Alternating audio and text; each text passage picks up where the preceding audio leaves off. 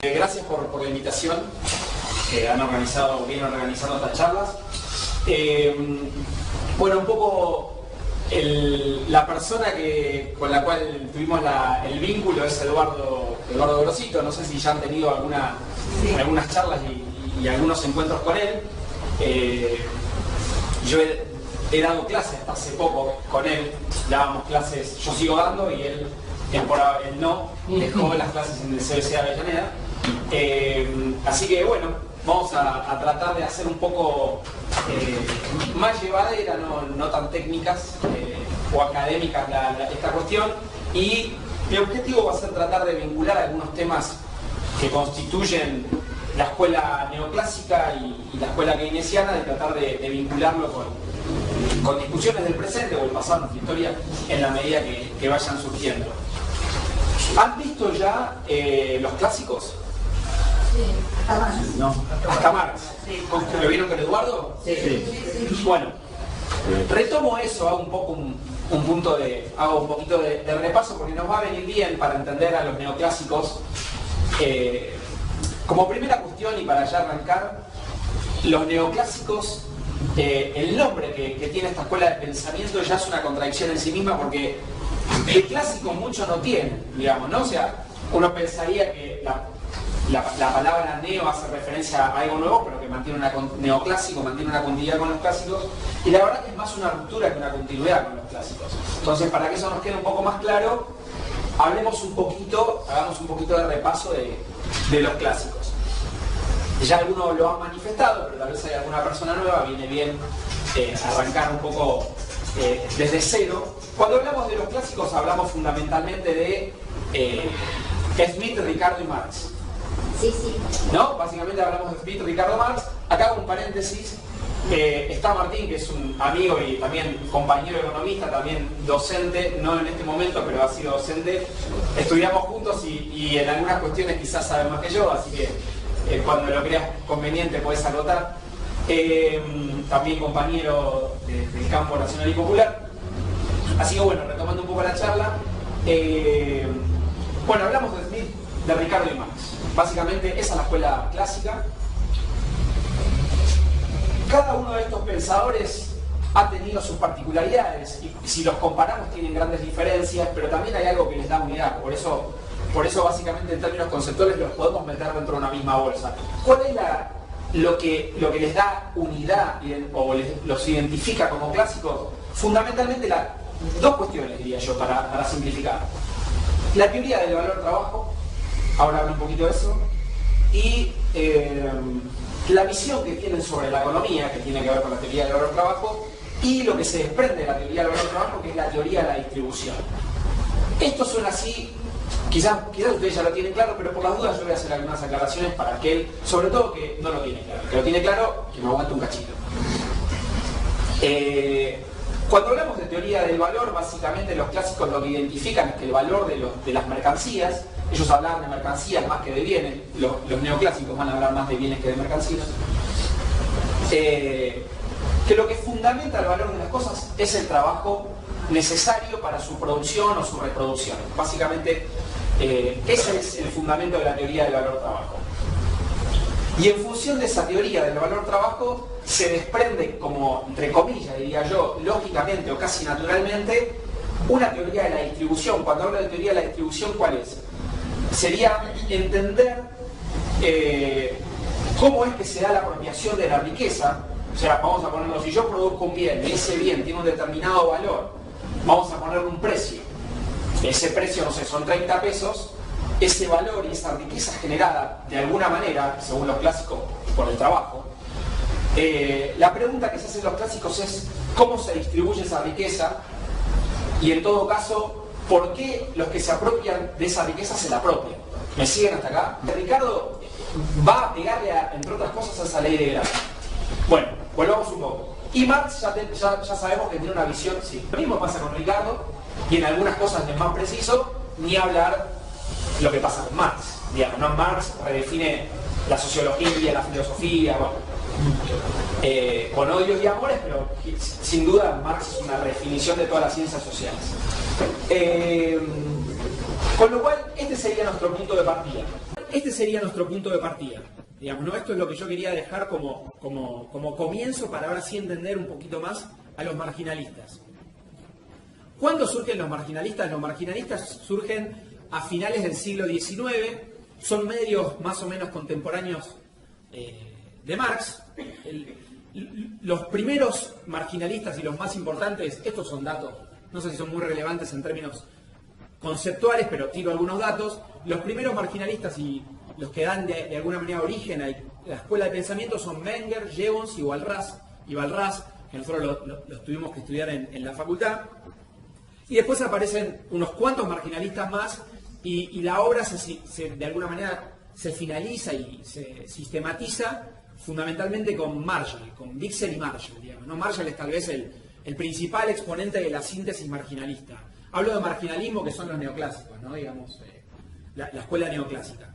Después vamos a tener, y acá pego un salto por ejemplo, a la década de los 70, 1970, después hablamos también de un marginalismo más moderno, que ya sería el monetarismo, que es una visión totalmente moderna. Estamos hablando de 1970, 80, 90, los Chicago Boys, y qué sé yo, Milton Friedman. Bueno, todos esos tipos tienen como base conceptual al marginalismo. Pero bueno, básicamente esta escuela rompe fuertemente con esta visión sistémica que tenían los clásicos. O sea, cuando recién hablábamos de visión sistémica, macroeconómica, de clases sociales, y me olvidé decir algo importante. Cuando los clásicos veían clases sociales, veían a la economía como un proceso conflictivo. Porque, ¿qué podríamos decir? Ellos veían que la economía es un sistema de suma cero. Sí. Sí. ¿Por qué los marginalistas se denominan así? El marginalismo está asociado, perdón, porque podría haber dicho neoclásicos y era lo mismo. Hay una cuestión fundamental que es un herramental teórico de ellos, que es la cuestión marginal. No sé si nos va a servir mucho ahora meternos en eso, pero ellos, hay algo que es muy importante para ellos, que es la utilidad. La utilidad es lo que determina, a diferencia de lo que acabamos de decir de los clásicos, que para ellos es el valor, lo que determina el valor de las cosas es el trabajo necesario para la producción. Para los marginalistas no es el trabajo lo que determina el valor de las cosas. Para los marginalistas, el valor de las cosas está fundamentado en el sujeto, en la utilidad que tiene un bien para el sujeto. ¿Está bien? Ahora, cuando ellos hablan de la utilidad y que el sujeto le asigna un valor al bien en relación a la utilidad que le asigna un bien para su satisfacción, hacen una diferencia. Por un lado está la utilidad total y por otro lado está la utilidad marginal. Y dado la importancia que le dan a la utilidad marginal, se denominó esa escuela de marginalismo. Ya lo voy a volver a tocar, simplemente contesto, pero por lo pronto, en términos conceptuales, veamos ya con lo que acabo de decir, que hay una visión totalmente diferente de lo que valen las cosas, que para la economía es fundamental saber, sería la teoría de los precios. ¿Qué es lo que explica los precios? Para los clásicos acabamos de ver, con sus diferencias, con sus peleas internas, es básicamente el valor, el trabajo, perdón. Lo que determina el valor es el trabajo. Mientras que para los marginalistas no. Para los marginalistas el valor de las cosas está determinado por dos cuestiones. Por la utilidad, que está asociada al sujeto, no a un proceso objetivo de tanto trabajo, no, al sujeto. Y en ese sentido pasamos de una teoría objetiva del valor, que es cuánto valor hay incorporado, 5, 10, 15 unidades de valor, pero es lo que hay. Si son 5, son 5. ¿Qué importa si el sujeto lo valora o no lo valora? Vale 5. 5 unidades de valor. En cambio, para los marginalistas, no. Entra, podríamos llamarlo así, teoría objetiva de los clásicos versus teoría subjetiva de los marginalistas. Y, bueno, básicamente esto además se desprende de muchas otras cosas. Dejan de ver a la economía como un sistema. Dejan de tener esa mirada macroeconómica, esa mirada nacional. Desde ya también dejan otras cosas de lado que ahora las vamos a ver.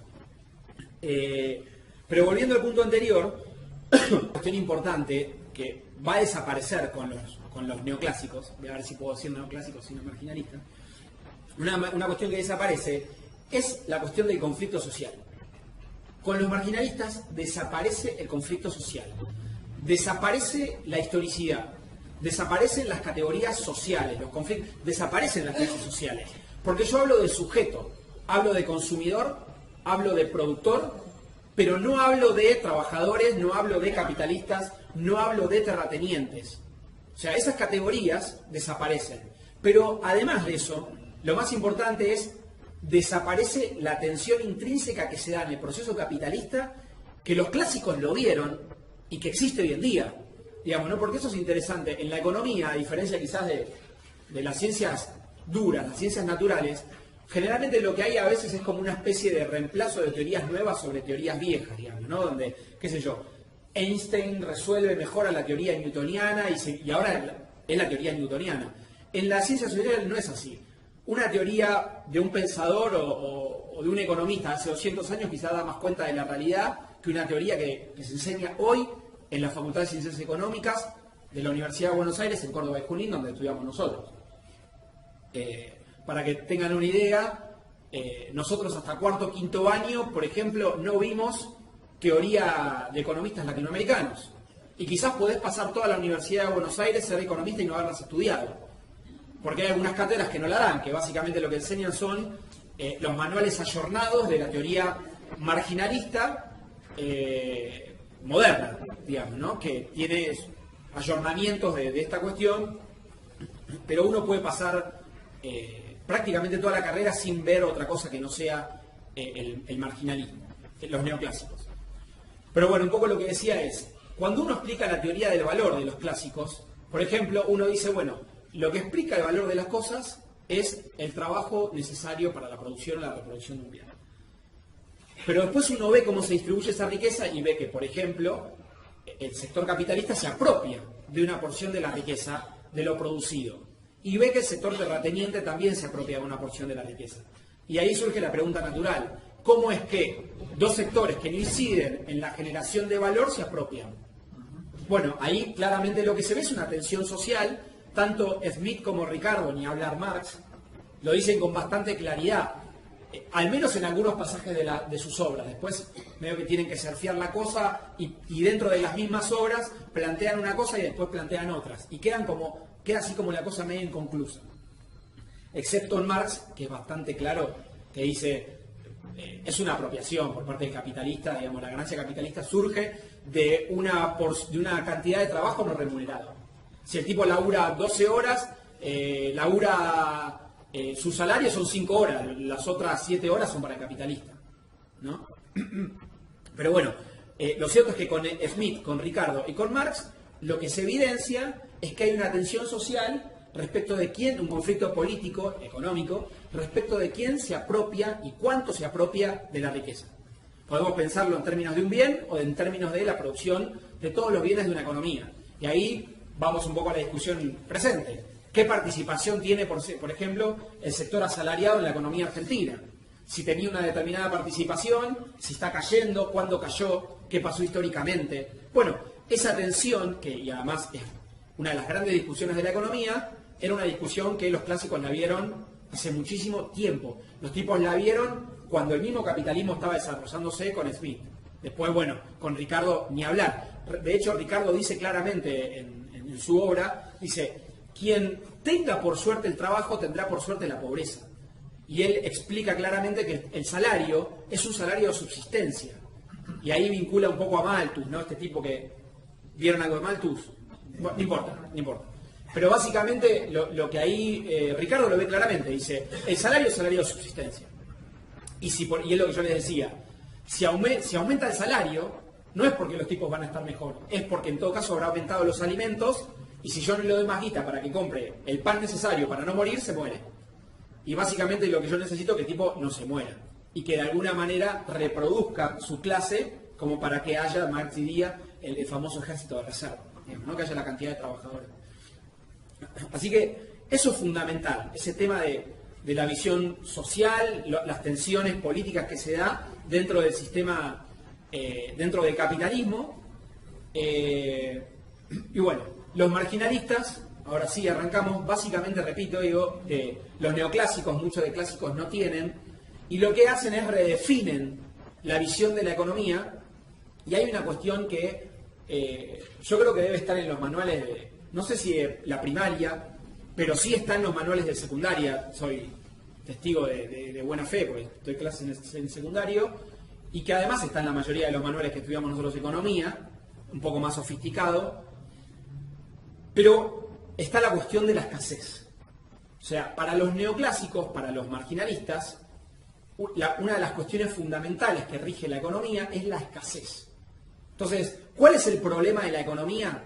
El problema de la economía ya no es cuánto valen las cosas o por qué las cosas valen lo que valen, qué es lo que las cosas valgan lo que valgan, sino que ahora, y cómo se distribuye eso que vale, sino que ahora el principal problema de la economía es cómo asignar eficientemente, de manera óptima, la cantidad de recursos escasos frente a deseos ilimitados.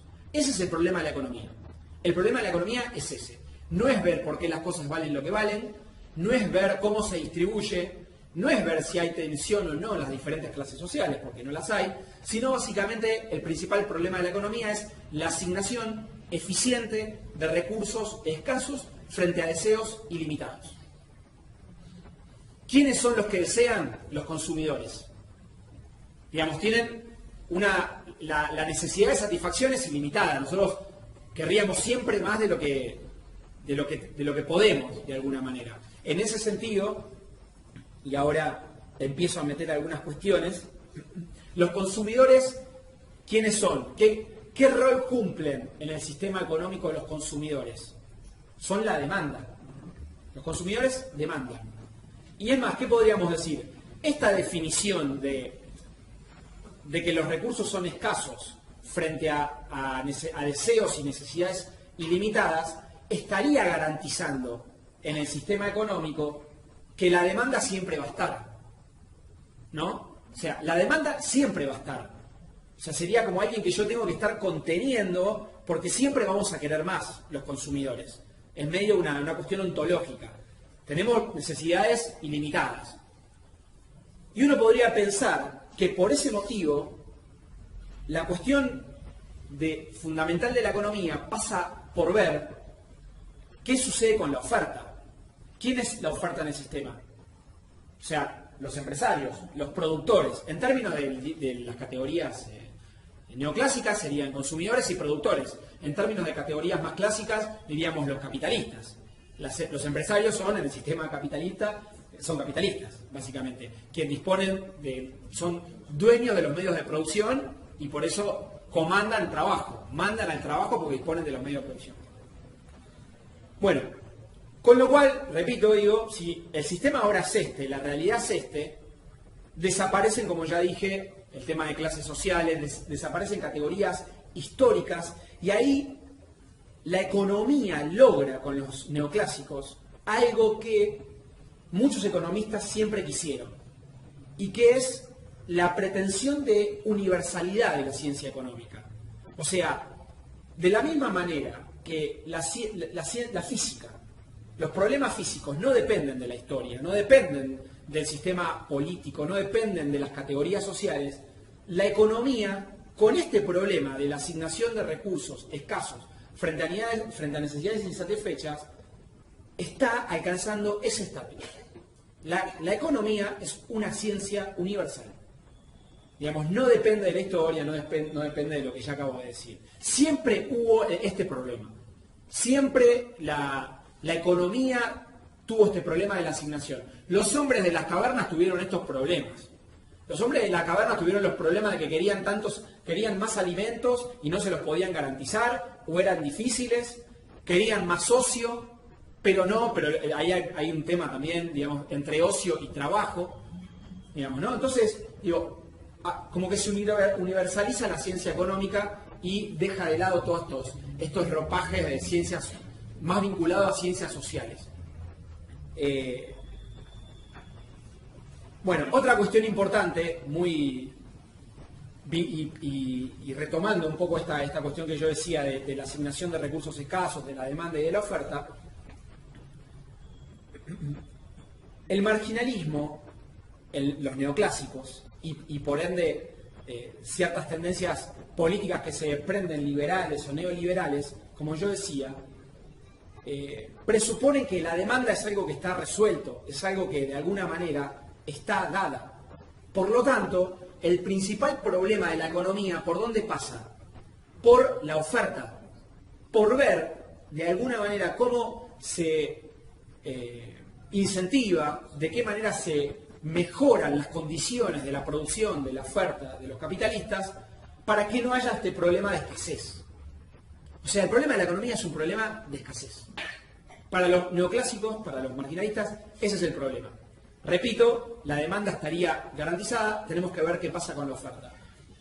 Y ahí, y si quieren ya pueden empezar a vincularlo con tendencias políticas en la Argentina y en la mayoría de los países del mundo, la preocupación pasa por ver qué condiciones tiene la oferta para que invierta, para que produzca, para que no haya escasez. ¿Me siguen? O sea, cuando escuchamos a gobiernos que lo que dicen es, a gobiernos, a economistas, a funcionarios, que lo que dicen es, el problema es que había mucha demanda. Y la cuestión por dónde pasaba, no se estimulaba la oferta. No se estimulaba la oferta. Y entonces generás un problema económico, profundizás el problema de lo que decíamos antes, de la escasez. Sí. Está en esta tendencia. Friedman es ya alguien mucho más moderno, es un monetarista, pero viene de este lado, claramente, viene de este lado. Es un poco la explicación que están dando sobre el gas. ¿Sobre el gas. ¿En qué sentido? ¿Que hay mucha demanda de gas, decís? Mucha demanda, que nunca se tuvo la oferta. Bien, entonces sí. Se produce una escasez y entonces ahora hay que cargar mucha plata a la oferta para que empiece a satisfacer la demanda. Sí, es una lógica, o sea, la lógica es esa, nada más que pensémosla en términos generalizados en la economía. Es cierto que hoy la Argentina tiene un problema, a lo que voy es, justo este ejemplo que acabas de mencionar, ellos aplican esa lógica, pero lo cierto es que en el sector energético, la Argentina viene hace unos años con algunos problemas. Digamos, no me quiero ir por las ramas, pero por ejemplo, al kirchnerismo le costó un gran gasto de divisas el déficit energético, que de alguna manera empezó a solucionarse el tema con la recuperación de YPF. Por primera vez después de 10 años empezó a repuntar la producción hidrocarburífera. Digamos, pero, repito, es justo un tema más puntual, además, algo importante. ¿Cuál es la diferencia entre una mesa, entre una silla, entre un micrófono, entre un vaso y un celular, y el gas o el petróleo? A ver si alguno... Ahí sí, aparece algún aspecto que lo podríamos vincular a la escasez, pero yo utilizaría otra palabra. Es un bien no renovable, es un bien no reproducible. A ver. Sí, claro, si hablamos de otras fuentes energéticas, sí. No, sino que lo que pasa es que el consumo de esos productos es mucho más intensivo que la renovación Está bien, sí, es cierto, pero lo que quiero decir es, pongo otro ejemplo para que quede más claro. La tierra, la cantidad de tierra, ¿es producible? ¿Es reproducible? La Argentina es la que tiene la cantidad de tierra que tiene. Digamos, no es que nosotros podemos agarrar y decir, bueno, a ver cómo producimos más tierra, no sé, digamos, ampliemos. Bueno, básicamente en la Edad Media pasaba eso, las guerras.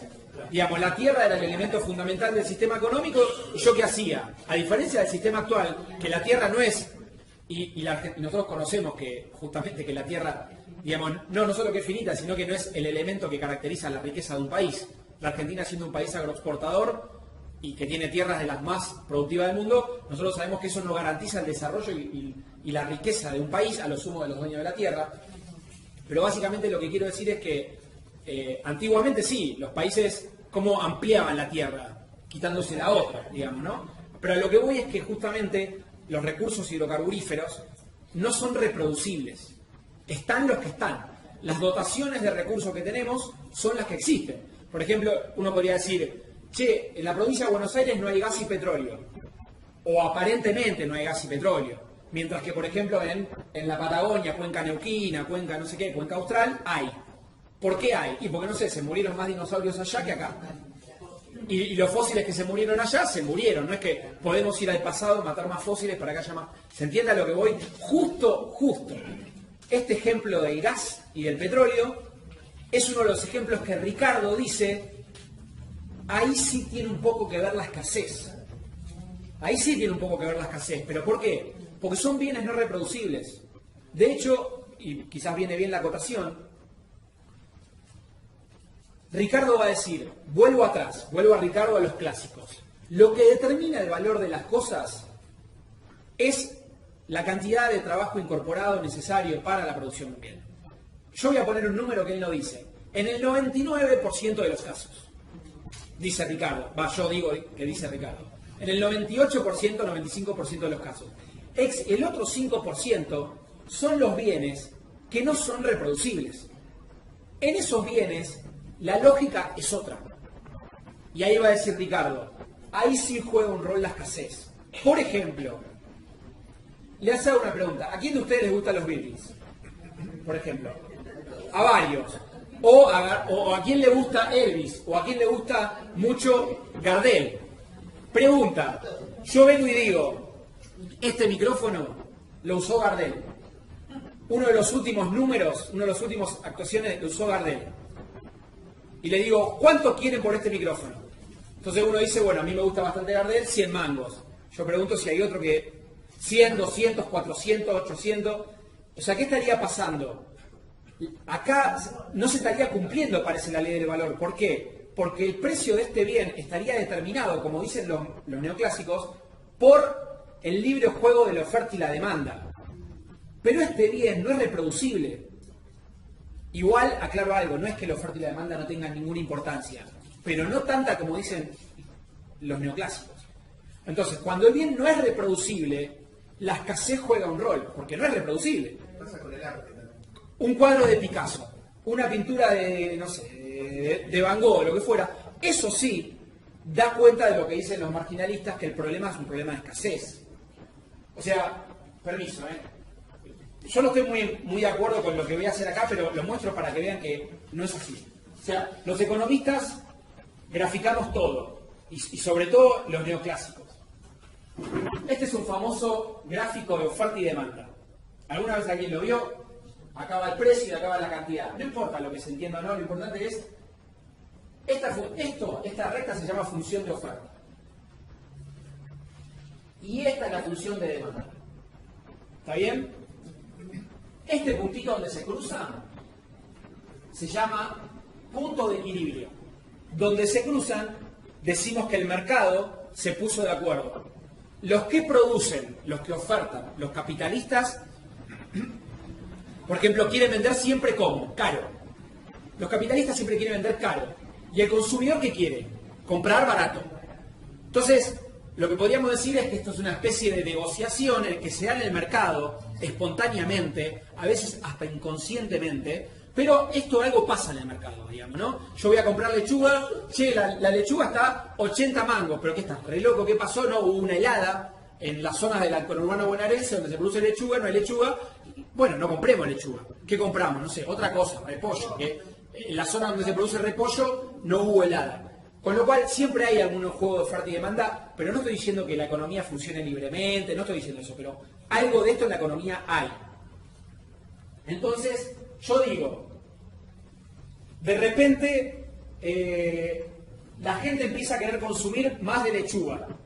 ¿Cómo se muestra esto en el gráfico? Esta demanda, que representa a la gente que quiere consumir, sube. Se viene para acá. Y se viene a esta nueva curva de demanda. ¿Qué pasó? Yo acá en el punto 1 tenía una determinada cantidad de lechuga comprada y vendida. Punto 1, una determinada cantidad de lechuga comprada y vendida a un determinado precio. ¿Está bien? Y yo les digo que por algún motivo aumentó la demanda de lechuga.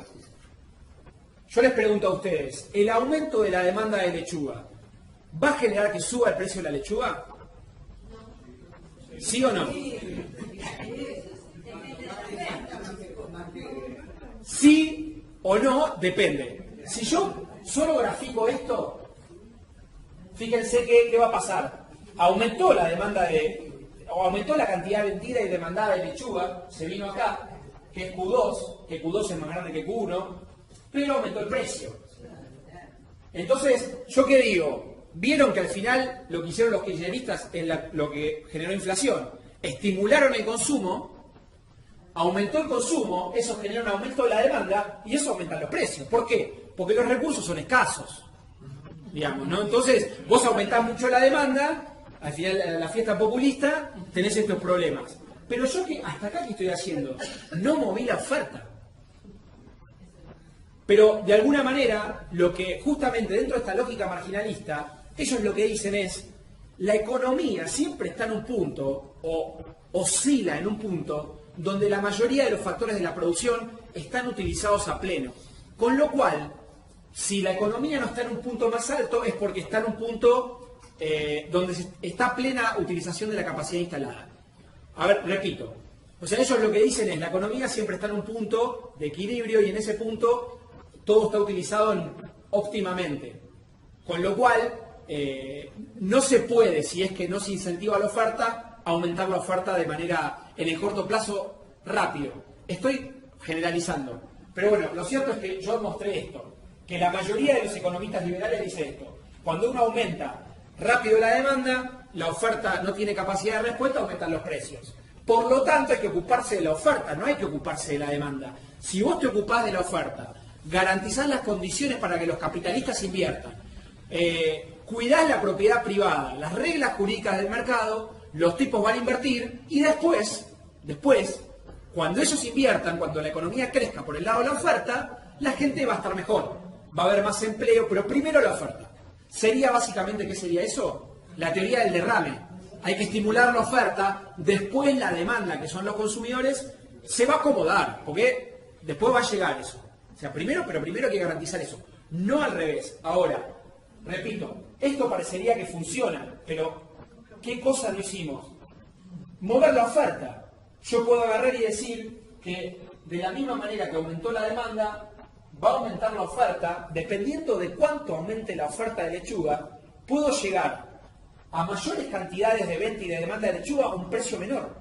Si yo logro que aumente mucho la producción de lechuga, por ejemplo, podría llegar a este punto. Acá. Fíjense, cantidad de lechuga vendida y comprada, Q3. Precio, el mismo precio que en el momento 1. ¿Por qué? Aumentó la demanda, pero aumentó la oferta. De ahí que no es verdad que todo aumento de la demanda genere un aumento de los precios. Si la economía tiene capacidad de producción, el aumento de la demanda va a ser bueno, no va a ser malo. ¿Por qué? Porque los empresarios van a producir para vender, para ganar plata, que es lo que quieren. O sea, en vez de optimizar la eficiencia, en vez de tener una planta utilizada al 50%, aumento la producción, la llevo al 70%, que es mejor para mí. Bueno, pero hay algo más que quiero enfatizar de la teoría marginal, de la teoría neoclásica. De la teoría neoclásica que tiene que ver con este razonamiento de que lo más importante es la oferta y que después viene la demanda. ¿No? O sea, nosotros podríamos decir que la economía, esta lógica de oferta y demanda, este punto, sería oferta igual demanda. ¿No? Y no me quiero meter muy en detalle, pero de alguna manera eso sí, en términos contables, sí o sí se tiene que comprar, porque se tiene que cumplir. Porque al final de un año, lo que se vendió fue igual a lo que se compró. O sea, en términos contables, todo aquel que compró algo, se lo compró a alguien que vendió. Con lo cual, una vez que pasó el periodo, pasó el ejercicio contable, oferta es igual a demanda. ¿Está bien? O sea, eso se acepta. Ahora, diferente es que yo diga que no es que el Estado no tiene que intervenir porque si no rompe esta igualdad, eso es otra cosa. En términos contables, esta igualdad se cumple a posteriori. Pero hay una cuestión que divide las aguas entre marginalistas, que tiene que ver con lo que ya dije, y entre lo que vamos a ver a continuación, que es un tipo llamado un tal Keynes. Un tal Keynes. Algo interesante en términos más de históricos. ¿Quién fue Keynes, además del economista más importante del siglo XX? No sé, probablemente, tal vez el economista más importante hasta la actualidad. Después de Paraguay, por supuesto. Pero básicamente, bueno, volviendo, me distraje, lo nombré y me distraje. Es lo que le pasa a él, ¿no? También, bueno, no, básicamente hay una cuestión muy importante que Keynes va a romper con esa lógica que tenían los marginalistas, pero que primero la voy a decir. Los marginalistas lo que dicen es, el sistema funciona así, oferta es igual a demanda, pero en una dirección. En una dirección. ¿En qué dirección? En esta dirección. Lo que determina el ciclo económico es la oferta. Esto es lo más importante. De oferta hacia la demanda. Así funciona la economía, dicen los neoclásicos. Por eso, lo importante para aumentar el crecimiento, el desarrollo, eso que la riqueza de las naciones, hay que poner acá el ojo, el interés, el énfasis. Hay que generar las condiciones económicas y jurídicas para que haya inversión, porque la inversión es lo que genera la oferta y la oferta es lo que genera el ciclo y después viene la demanda que se acomoda solo. Pero ese acomodarse solo, más allá de que los economistas liberales lo sepan o no lo sepan, lo digan o no lo digan en Intratables, digo, lo cierto es que hay un concepto teórico ahí atrás. No es solo yo lo digo porque sí, alguno lo dice porque sí, pero hay un concepto teórico que se llama la famosa, para los que estudiamos economía, ley de Say, o ley de Say. Say era un economista francés. Creo que en francés se dice Say, digamos, pero nosotros decimos ley de Say. Bueno, o en castellano ley de Say, pero bueno, ley de Say. ¿Y él qué dice? Dice justamente eso, fue el que desarrolló esta teoría. ¿Y qué es lo que dice? Esta igualdad se cumple en esta dirección, lo cual implica que toda oferta genera su propia demanda. Esto es fundamental para entender a los liberales. Fundamental. Toda oferta genera su propia demanda. O sea, todo bien producido, empresario, capitalista, es la oferta de un bien. El aumento de la producción es el aumento de la oferta. Genera las condiciones para que ese bien producido, ese bien adicional, utilizando una categoría neoclásica, ese bien marginal, esa nueva unidad producida, va a generar las condiciones para que sea consumida. Por eso siempre la oferta es igual a la demanda y por eso la demanda está garantizada, si la oferta es la adecuada. Si no recuerdo mal, si no estoy diciendo una palabra, un absurdo, creo que la gestión crítica hace un par de semanas en uno de los reportajes que habló de la oferta. Bueno, no, depende de las... No. Ella... depende de las circunstancias, digamos, ¿no? Hay que ver cómo lo dijo. Pero de alguna manera Cristina, a lo largo de todo su gobierno, habló de que los modelos... Ah, ok. O sea, todo el tiempo lo que dijo el gobierno, tanto Néstor como Cristina, fue que este modelo, podemos hablarlo con categorías más políticas, más afines, más empáticas para nosotros, o con categorías más técnicas. Yo voy a hablar un poco más técnico, pero para que ustedes también el día de mañana cuando lo escuchen, digo, no crean que porque ese tipo dice esa palabra y ustedes no la conocen, dice la verdad. Simplemente utilizan alguna palabra. Pero lo que podríamos decir es, lo que nosotros llamábamos más políticamente la inclusión. Básicamente los economistas dicen es un modelo tirado por demanda. Es un modelo tirado por demanda. Pero, ¿cuál es el tema? No es un modelo que al estar tirado por demanda, y ya que está, lo digo, al funcionar al revés, de acá para allá, no afecta ni jode a la oferta. No solo que no la afecta ni la jode, sino que además la beneficia. ¿Por qué? Justamente porque el aumento, la distribución del ingreso, y esto era algo que iba a decir un poco después, pero ya lo digo ahora, la distribución del ingreso, sobre todo en los sectores más vulnerables, es lo más eficiente en términos económicos. ¿Por qué?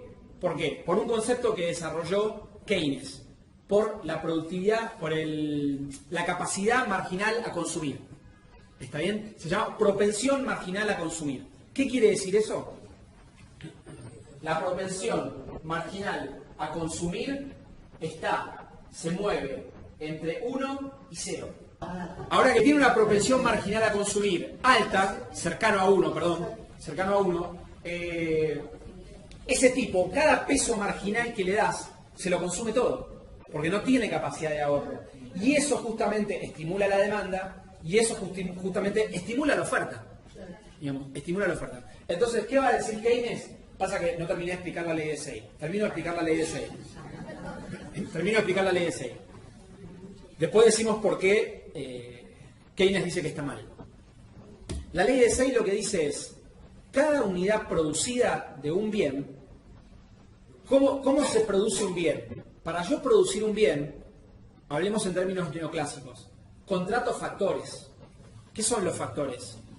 Trabajo, máquinas, que eso es capital, otros trabajos, insumos, servicios. Contrato cosas. Para yo producir cosas tengo que contratar insumos. Cuando yo contrato esos insumos, les pago.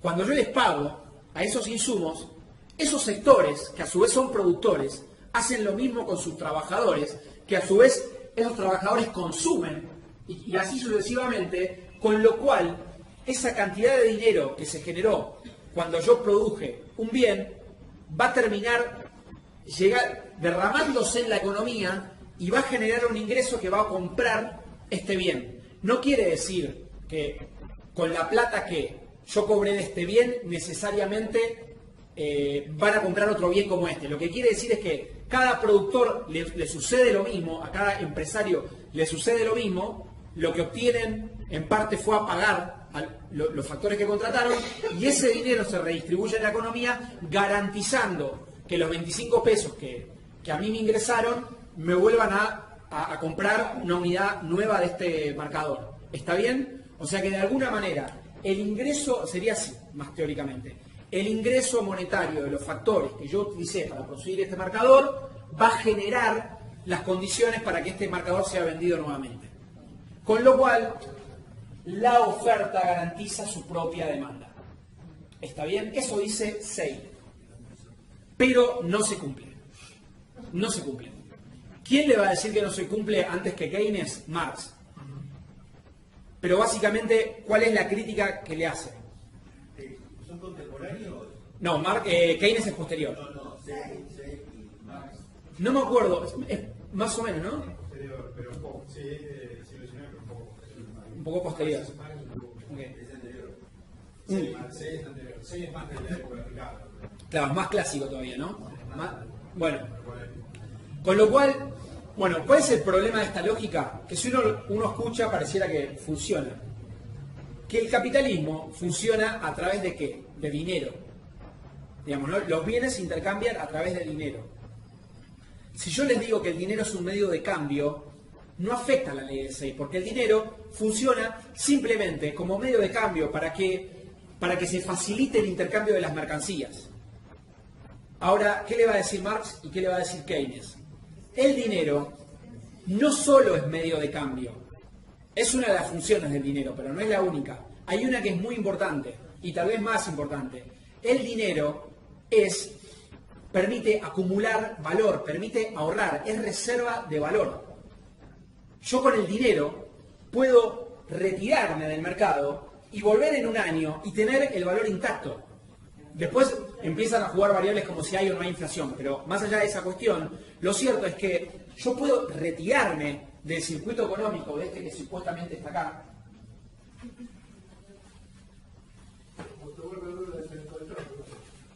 Exactamente. O sea, oferta igual demanda, acá hay un ciclo. Digamos, ¿no? Y lo que dice Say es que este es una especie de flujo circular continuo y que arranca por acá y que está garantizada la circulación permanente. ¿Qué le va a decir Keynes y Marx? No. Puede haber interrupciones de este flujo circular. ¿Cuándo hay interrupciones? O en todo caso, como el sistema sanguíneo, puede haber una disminución de la presión de la circulación. O sea, como cuando uno pierde sangre ¿Qué pasa? Disminuye la presión, digamos, ¿no? O sea que la sangre que tenemos en el sistema fluye más despacio. Bueno, pueden suceder las dos cosas, o que no que se interrumpa totalmente, por eso son cuando se suceden las grandes crisis, que es la que, por ejemplo, catapultó a Keynes, pero si no, muchas veces lo que son desaceleraciones o crisis no tan estructurales como la crisis del 30, que ahora la vamos a mencionar. Pero bueno, vuelvo. ¿Cuándo se produce esto? Va a decir Keynes y Marx. Cuando los que disponen de la mayor cantidad de acumulación de riqueza sienten desconfianza. ¿Quiénes son los que disponen la mayor cantidad de acumulación de riqueza en el sistema capitalista?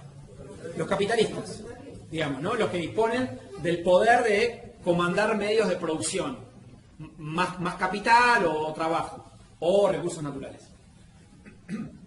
Con lo cual, ¿qué va a decir Keynes? Y esto es una novedad. Los capitalistas terminan definiendo o decidiendo inconscientemente el ritmo de crecimiento de la economía. ¿Por qué? Porque cuando ellos consideran que las condiciones económicas no son adecuadas, que el futuro no viene bien o que el presente está mal y que por ende yo proyecto que si el presente está mal y el futuro va a ser peor, ¿yo qué hago? Retiro mis inversiones. Cuando yo retiro mis inversiones, vuelvo al ejemplo del marcador, para simplificarlo. Yo vendí marcadores, tengo dinero, tengo capital, que si no pasara nada raro, lo volvería a reinvertir y por ende funcionaría este flujo circular continuo, pero si yo siento que las condiciones no son las adecuadas, que el futuro no es bueno en términos económicos, lo que puedo hacer es que con el capital que yo obtuve de la venta de marcadores en un momento determinado, lo retiro del circuito económico. Cuando yo lo retiro del circuito económico, las compras a mis proveedores para mis factores, para utilizar marcadores, para utilizar los nuevos marcadores, no se realizan.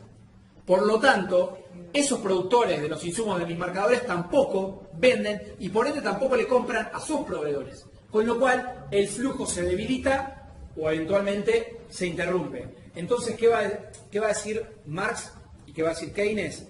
Como el dinero es un medio de atesoramiento y preservo valor, los capitalistas, cuando se retiran, cortan este flujo circular entre oferta y demanda. Keynes a eso le llamó, y es como un concepto medio novedoso, expectativas. Las expectativas. ¿Qué son las expectativas? Son fundamentales en el sistema capitalista, fundamentalmente porque, repito, inconscientemente, la sumatoria de los capitalistas terminan determinando el ritmo de desempeño de la economía. Cuando no es un economista, cuando no es un capitalista, sino son muchos los capitalistas que creen que el futuro no es bueno en términos económicos, todos terminan retirándose y todos terminan generando una crisis. O sea, los capitalistas no saben que al hacer eso en forma individual y al hacer todo lo mismo, ellos mismos terminan induciendo su propia crisis. La fuga es un fenómeno argentino. O sea, no solamente argentino. La fuga es un fenómeno de los países subdesarrollados y que además también se da en los países desarrollados, pero va más allá de cómo funciona o no la economía. Estamos hablando de cómo funciona o no la economía. La fuga es algo que está determinado por un montón de variables. En la Argentina, te doy un ejemplo, pero nos iríamos por las ramas. La fuga en la Argentina y en la mayoría de los países periféricos tiene que ver con algo que dijo hoy la presidenta de la Reserva Federal de los Estados Unidos. Hoy la presidenta, Yellen, la presidenta del Tesoro de la Reserva Federal, ¿qué dijo? Dijo que en Estados Unidos las condiciones económicas están relativamente estables como para que el Banco Central, que es la Reserva Federal, aumente la tasa de interés de referencia a nivel mayorista en Estados Unidos. ¿A qué voy con esto? La tasa de interés de referencia mayorista en Estados Unidos es la tasa de interés mundial. ¿Qué está pasando en los últimos 10 años? La tasa de interés de referencia mundial, que es la tasa de interés norteamericana, está en niveles recontra bajos. ¿Por qué? Porque venimos de la crisis subprime del 2008-2009. ¿Qué hicieron los norteamericanos? Y empezaron a imprimir una gran cantidad de dinero y bajaron la tasa de interés para tratar de estimular la economía por un montón de circunstancias. ¿Qué están viendo los tipos desde hace un año? Que esas condiciones ya están quedando de lado y que ya estarían dadas las condiciones para volver a subir la tasa de interés. ¿Qué tiene que ver esto con la fuga? Tiene que ver mucho con la fuga. ¿Por qué? Cuando los norteamericanos suben la tasa de interés, la mayoría de los capitales del mundo se van a Estados Unidos. Porque la aspiradora. ¿Por qué? Porque Estados Unidos, los bonos norteamericanos, que son los que determinan la tasa de interés, son lo que se denomina bonos sin riesgo. Se considera que Estados Unidos nunca va a quebrar, porque esos bonos, para pagar esos bonos, tiene dólares y tiene la maquinita de los dólares. Es el único país que tiene las maquinitas de los dólares. Con lo cual, por ejemplo, la fuga en Argentina está vinculado al proceso de la tasa de interés norteamericana. El ingreso de capitales en los países periféricos y el egreso de capitales en los países periféricos está vinculado de manera inversa, entre otras cosas, con lo que pasa con la tasa de interés de Estados Unidos. Cuando la tasa de interés en Estados Unidos es muy baja, los capitales se van de Estados Unidos y van a buscar tasas de intereses más altas en los países periféricos. Motivos especulativos, y bueno, y lo contrario, cuando la tasa de interés empieza a subir, la mayoría de los capitales se van. ¿Está bien? Después, pues, nada, empieza a pasar, ¿qué hace cada país con eso? La Argentina hasta ahora venía regulándolo. A partir de ahora cada vez lo regulamos menos. Lo que pasó es, se abrió la cuenta capital. Dejamos de tener regulación respecto del ingreso y el egreso de divisas, con lo cual es más fácil ingresarlas y es muy fácil sacarlas. Y además bueno, estamos volviendo a endeudarnos y todo eso. Sí. Igual he dicho un par de veces que son actitudes inconscientes. Sí, o sea, cada capitalista, cuando volvemos un poco, me servís para volver, cada capitalista toma la decisión de forma individual respecto de cuánto invertir o de cuánto no invertir. Pero ¿qué es lo que pasa? Cuando las expectativas de los capitalistas son más o menos similares, todos se comportan de la misma manera. Entonces, es más, un capitalista le envía señales a otro capitalista. Si yo dejo de comprar insumos a los que me proveen los factores para esto, ese capitalista que produce capuchones, digamos, yo por ejemplo, yo produzco lo de adentro y lo de afuera, y esto lo compro dos proveedores distintos. Si yo dejo de invertir porque tengo miedo, porque mis expectativas sobre el futuro son negativas, les voy a mandar una señal a los que producen esto y esto en el mismo sentido. Los tipos que van a ver que la demanda está cayendo. O sea, estos dos tipos van a ver que su demanda, que es este capitalista, está disminuyendo. ¿Qué va a hacer él? Va a hacer lo mismo hacia atrás. Y así sucesivamente. O sea, se produce un efecto en cadena. Lo mismo pasa cuando las expectativas son favorables. Cuando las expectativas son favorables, todos los capitalistas se ponen a invertir, porque dicen, bueno, tengo demanda, empiezo a aumentar la producción porque tengo garantizada la demanda e invierte. Y ese ciclo justamente repercute positivamente también, digamos, en el resto de la economía. Pero para cerrar un poco el razonamiento de la ley de SEI, lo cierto es que, dado que el dinero tiene esta condición, esta capacidad de ser reserva de valor, lo que puede pasar es que este flujo circular se interrumpe. Y cuando eso pasa, hay una crisis. Desaceleración o crisis. Y ahí, muy interesante, y vamos ya metiéndonos un poco más en Keynes, algo así pasó con la crisis del 30 en Estados Unidos. La crisis del 30 es la crisis más importante del capitalismo mundial, de la historia del capitalismo mundial, digamos, ¿no? Una crisis que superó en importancia y en duración a la crisis del 2007 y del 2008, pero que la crisis del 2007 y del 2008 es probablemente la segunda crisis más importante del capitalismo. O sea, fíjense, la del 30 y una que sufrimos hace poco son de las crisis más importantes de la historia del capitalismo. Ahora, ¿qué fue lo interesante? En la crisis del 30, la mayoría de los economistas, o casi todos los economistas que se fundamentaban en la teoría neoclásica, ¿qué decían? Hay que dejar que el mercado resuelva este problema.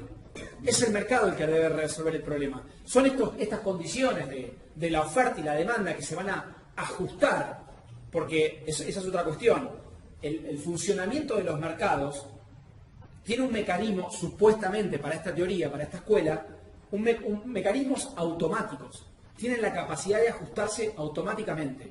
Si hay una caída de la oferta, van a disminuir los precios y los consumidores van a empezar a comprar más porque cayeron los precios. La mano invisible, es la famosa mano invisible. algo de eso. Bueno, ¿quién irrumpe ese coro de la mayoría de los economistas en los países desarrollados que decían, o sea, era algo paradójico? La crisis no paraba de profundizarse. A medida que transcurría el tiempo, las consecuencias de las crisis eran cada vez mayores. En Estados Unidos fundían y fundían cada vez más fábricas, bancos, desempleo, y sin embargo los economistas que decían, no, el Estado que no intervenga, porque la economía va a encontrar nuevamente su senda de crecimiento y de equilibrio. Bueno, como suele suceder, los políticos hay veces que responden más rápido que los economistas, para bien y para mal, y en Estados Unidos, Roosevelt, como en Inglaterra, los políticos empezaron a aplicar keynesianismo sin conocer mucho a Keynes, porque se le estaba desmadrando la situación. Y además, y acá un dato histórico, tenían un fantasma fundamental, el comunismo. El comunismo era una especie de presión para que el Estado interviniera. Aún los capitalistas más lúcidos se daban cuenta de que si la crisis se seguía profundizando, la clase trabajadora iba a sentirse cada vez más afín de un sistema que estaba proponiendo otra cosa, mientras que el sistema capitalista no es que estaba proponiendo, la realidad era nefasta, ¿no? Entonces, bueno, todas estas condiciones fueron llevando a que el Estado paulatinamente empezara a intervenir en la economía. Bueno, pero teóricamente, ¿quién postula todo este esquema? Keynes. Y Keynes básicamente, ¿qué dice? Vuelvo un poco a la cuestión. Dice, sí, oferta igual a demanda, pero así. La demanda es la que garantiza la oferta. Y lo que hay que garantizar es la demanda. Y ahí volvemos un poco a lo de la capacidad de consumir, digamos, la propensión marginal a consumir. Lo que va a decir Keynes, lo dice en la teoría general, que lo que hay que tratar de incentivar es el ingreso, los ingresos y por ende el consumo de los sectores vulnerables, que son los sectores que tienen una propensión marginal a consumir elevada. Y ahí, repito, yo me había equivocado, al revés, más cercanos a 1. Y ahí aparecen esas famosas máximas de Keynes que deben haber escuchado más de una vez. Keynes pone ejemplos, sobre todo para esa gran fenomenal crisis que tuvo en Estados Unidos. Pone el ejemplo de que dice, bueno, que el Estado incentiva el consumo de alguna manera. ¿Cómo? Y fíjense que acá Keynes se va a parar en la vereda opuesta de los marginalistas, de la eficiencia de los recursos y la cuestión óptima. Keynes va a decir, el Estado tiene que contratar gente para que haga agujeros al costado de las rutas. Cuando contrata a esa gente y le paga, contrata a otros para que los tape. Y así sucesivamente. ¿Para qué? Para generar ingresos, que esos ingresos reactiven la economía y que saquen de ese momento de temor a los capitalistas, que saquen de ese estado de temor a los capitalistas. O sea, los capitalistas, ellos mismos se indujeron a un proceso de no venta y por ende de no inversión. Y además, una cuestión, ¿qué pensaría? Que la crisis es falta de consumo. Generalmente uno está tentado a pensar que si hay una crisis económica y no hay venta, es por falta de consumo. Y las crisis en el capitalismo moderno no son por falta de consumo, son por sobreproducción. ¿Qué es lo que termina pasando? Y nosotros los argentinos lo tenemos bastante claro, pero que está sucediendo en Estados Unidos, viene sucediendo en Estados Unidos desde hace 30 años, Martín lo conoce recontra bien, mucho mejor que yo, de lo que pasa en la economía norteamericana, y que la crisis de los sectores medios, la caída en los ingresos de los sectores medios en Estados Unidos, paradójicamente, parece que ahora se están reacomodando las encuestas, salen vía Trump, digamos, ¿no? O sea, el descontento de los sectores medios norteamericanos como consecuencia del desmantelamiento de la industrialización en Estados Unidos, la gente que termina votando a la derecha, que dice, bueno, al final los problemas norteamericanos son por los inmigrantes, digamos, ¿no? Sí, está pasando en Europa también. Pasó en Alemania con la Segunda Guerra Mundial. Ah, bueno, sí, tal cual, pero sigue pasando ahora, digamos, ¿no? Efectivamente, es el mismo fenómeno, un descontento de ciertos sectores, de acuerdo a lo que supuestamente el neoliberalismo iba a garantizar y no garantizó. Pero bueno, volviendo un poco a lo anterior, lo cierto es que de alguna manera Keynes lo que dice es que fomentar el ingreso de los sectores que tienen propensión marginal a consumir elevada, eso le va a dar una señal a los capitalistas de que hay consumo y ese consumo va a generar los mecanismos para que ahora sí la oferta vuelva a producir, vuelva a invertir y entremos en ese ciclo. Política anticíclica sería. Bueno, política anticíclica. Ahora, la pregunta, y esto lo dice Keynes, ¿quién hace política anticíclica? El Estado. El Estado. Esa es otra cuestión fundamental de Keynes. Keynes, ¿qué va a decir? Los capitalistas son procíclicos. Cuando va bien, le meten a full a la inversión, aumentan, qué sé yo. De hecho, muchas veces hay como el capitalismo es anárquico, cuando a los tipos les va muy bien, de hecho, muchas veces se exceden en la inversión generando una cantidad de producción que después no hay demanda para esa producción. Por eso yo decía, las crisis en el capitalismo son de sobreproducción. Entre paréntesis diríamos, ¿por qué no hay toda la demanda que la producción requeriría? Entre otras cosas porque los ingresos de los trabajadores caen. En los últimos 30, 40 años los ingresos de los trabajadores vienen cayendo en la participación de la economía y entonces tenemos algunos fenómenos que son letales. Aumento de la productividad, aumento de la tecnología a nivel mundial, digamos, ¿no? Aumento de la escala a nivel mundial. O sea, las condiciones técnicas de la oferta vienen mejorando. Repito, técnicamente, tecnológicamente, y podríamos hablar inclusive, ya no es tan tecnológico, hasta de explotación, de uso intensivo del factor trabajo. Ejemplo, China. Digamos, ¿no? Que China es un modelo que no se basa tanto en el incremento del potencial productivo, caso Alemania, caso Japón, sino de una gran cantidad de trabajadores que laburan 12 o 14 horas y que cobran 2 mangos. Digamos, interesante porque el capitalismo moderno, el nuevo gran país del capitalismo moderno, utiliza condiciones del capitalismo de hace 200 años atrás. No es tan puro porque lo cierto es que también hay empresas norteamericanas que van a invertir y que ponen tecnología en China porque tienen salarios más bajos y por eso Estados Unidos también está como está. Digamos, tampoco es todo tan sencillo, pero lo cierto es que hay un poco de todo. Bueno, la cuestión es que, ¿qué va a decir Keynes? Los capitalistas, los empresarios son procíclicos y además son muy temerosos y todo el tiempo están haciendo un análisis de lo que va a pasar en el futuro. Por eso Keynes introduce este concepto de las expectativas. En el sistema capitalista las expectativas son muy importantes, fundamentalmente para los capitalistas. ¿Por qué? Y acá, de hecho, aparece otro gran economista keynesiano, que inclusive fue keynesiano antes que Keynes, pero también probablemente Martín se acuerda mejor que yo, pero tuvo una desgracia, que era polaco. Kalecki era polaco, ¿no? Kalecki era polaco. ¿Qué hizo Kalecki? La teoría keynesiana antes que Keynes. Pero nadie le dio pelota porque era polaco. Estaba en un país comunista, qué sé yo. No sé si hablaba inglés, probablemente sí. Pero lo cierto es que básicamente Kalecki planteó lo mismo que Keynes. El tema de la demanda afectiva, digamos, ¿no? Esta relación inversa en la causalidad que planteaban los neoclásicos. Bueno, un poco eso. Y lo cierto, ¿qué es lo que decía Kalecki? Que hay un tema. En cierta manera, el sistema capitalista funciona a través de la inversión de los capitalistas.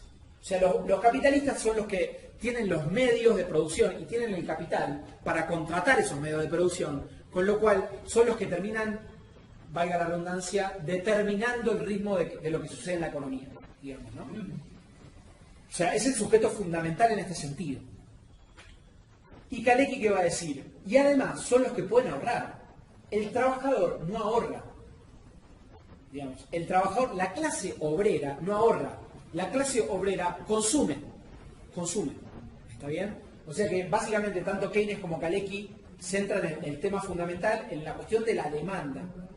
De la demanda, además, básicamente hay también una cuestión, hablan de la demanda efectiva y no de la demanda, no de una demanda potencial. Hablan de una demanda efectiva, de cómo de alguna manera se puede estimular la demanda en un determinado momento. Y ahí, y cerrando un poco la explicación, como bien mencionaba ahí la compañera, el que puede aplicar una política no procíclica, contracíclica, podríamos decir así, el único que se anima a poner algo de plata en el mercado cuando todos los capitalistas tienen miedo es el Estado. ¿Por qué? Porque el Estado no busca la ganancia, no tiene como objetivo la rentabilidad, digamos, ¿no? El aumento constante de la tasa de ganancia. Con lo cual lo que dice Keynes es, en esos momentos donde la crisis genera más crisis y la pendiente negativa se profundiza, es el Estado el que tiene la capacidad de revertir ese ciclo. Y por eso en aquel momento, básicamente, fue bastante revolucionario, porque lo que estaba diciendo Keynes es, ya te doy la palabra, lo que estaba diciendo Keynes es, no importa la eficiencia, empiecen a tirar plata, repartan plata de los sectores más vulnerables, porque son los que tienen una propensión marginal a consumir más elevada, y además el Estado tiene que tener un rol fundamental en la demanda. O sea, los economistas le llaman a eso demanda autónoma. El Estado tiene la capacidad de generar demanda autónoma que no está vinculada al ciclo económico. ¿Está bien? Incluso podríamos decir así, podría darse, no es tan común, pero podría darse, hasta el Estado podría tratar de aminorar en un ciclo de fuerte crecimiento de la economía, donde empieza a haber problemas de botella en algunos sectores, el Estado tiene mecanismos para regular y tratar de aminorar esas tasas de crecimiento si habría problemas. Casi nunca pasa eso. Pero, teóricamente, el Estado tiene esa posibilidad, mientras que en ese momento los capitalistas ¿qué harían? Dale que va. Si todo está espectacular, yo reinvierto y reinvierto y reinvierto. Me había... La crisis del 2008 de Estados Unidos aplicó la teoría de Keynes, de darle a la maquinita con los dólares, darle dólares para... Mirá, yo, a ver, diría lo siguiente. En particular hubo un salvataje, me parece que hubo una especie de keynesianismo financiero. Pero ahí hubo algunas cuestiones políticas. Pero le doy la palabra a Martín, que realmente conoce mucho el tema norteamericano, lo sigue muchísimo. Claro, en realidad es cierto. Hubo al comienzo, el primer año, cuando estaban ahí entre que terminaba el mandato de Bush y empezaba el de Obama, y había un quilombo político grande, el Congreso le autoriza un gigantesco paquete de salvataje y el Estado federal sale a gastar un montón de plata digamos, en obra pública, pero una parte importante de eso tenía que ver con el salvataje de los bancos y todo el reciclaje de esta cosa financiera que se había generado, que era la especulativa, ¿no? Lo que pasa después es que como que se vuelven a imponer los republicanos frente a Obama y le empiezan a trabar todos los... a nivel parlamentario, ¿no? Claro, a nivel parlamentario, digamos, ganan las elecciones a medio término en 2010 y después la cosa cada vez va peor políticamente. Ahora, de hecho, los republicanos votaron a 2 cámaras. Y el tipo no puede seguir haciendo políticas fiscales. De hecho, el presidente del Banco Central en esa época decía que hay que hacer políticas fiscales. Digamos, la política fiscal es esto, ¿no? Que el Estado sabe gastar. No le aprobaban lo del mayor. Así que, digamos, Estados Unidos fue un caso donde hubo un keynesianismo desde el comienzo que en última instancia permitió que la crisis no fuera tan grave como en Europa. ¿Qué pasó en Europa? En Europa no, ahí en Europa hubo consenso, hay que ajustar. Entonces, y de hecho, y es interesante porque todo este debate de qué fue lo que causó la crisis en Europa, y en realidad la crisis, la recesión empieza en Europa cuando los tipos empiezan, después de la cuestión financiera, a ajustar fiscalmente, o sea, a retirar gasto, y ahí la cosa, digamos, empieza a tener problemas de desempleo. Y realmente el Banco Europeo está dando más. Recién ahora, Sí, me parece, ¿no? Claro, hubo un momento en realidad donde la cosa empezó a ser insostenible y ahí el Banco Central Europeo empezó a ser más laxo. Igual hay una cuestión que la cuestión de los bancos centrales no es, digamos, esto Keynes es una de las cuestiones fundamentales, igual ahora no te quiero si vas a decirlo, pero lo que importa en realidad es la cuestión del gasto fiscal, o sea, el gasto público del Estado, más que la cuestión de los bancos centrales, de la política monetaria. O sea, lo que importa es esto de poner a los tipos en la ruta, ¿no? Ahí es donde se moviliza la demanda. Claro, porque hay un tema, digamos, de lo que señala. Nosotros decimos gasto, porque básicamente en la economía tuvimos 6 años estudiando qué es gasto. Pero bueno, inversión, podemos hablar de inversión. O a lo sumo nosotros nos vemos en el gasto algo malo, digamos, ¿no? Pero bueno, básicamente lo que dice Martín es importante. Primera cuestión histórica. Después de la crisis del 30, se empiezan a desarrollar en la mayoría de los países la coordinación de la banca, que es a través de los bancos centrales. De hecho, en Estados Unidos básicamente parte de este quilombo estuvo vinculado a eso, a que el Estado no tuvo un organismo específico que regulara el tema bancario y el tema financiero, cosa que, como dice Martín, sí sucedió en la última crisis. Ahora, más allá... Sí.